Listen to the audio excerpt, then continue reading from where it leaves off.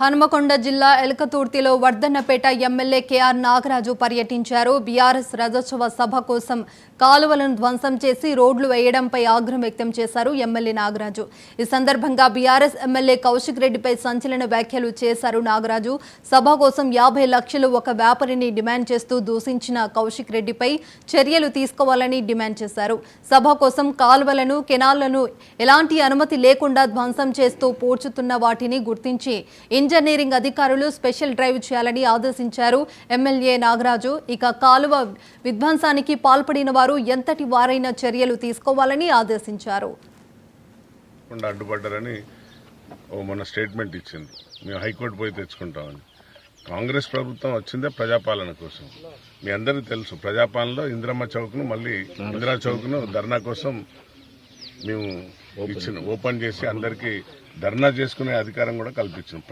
ప్రజా గొంతుకులను నొక్కే విధంగా కాకుండా ప్రజాపాలన ఇచ్చిన గొప్ప ప్రభుత్వం కాంగ్రెస్ ప్రభుత్వం.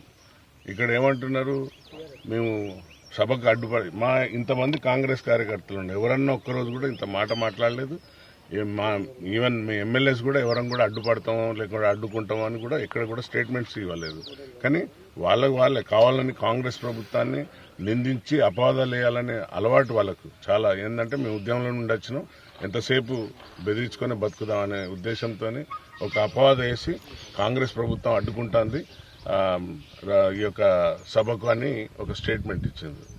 నేను మీడియా నుండి అప్పీల్ చేస్తున్నా, మేము ఎవరిని కూడా అడ్డుకుంటలేం. చాలా సంతోషం, మీరు పెట్టుకోండి.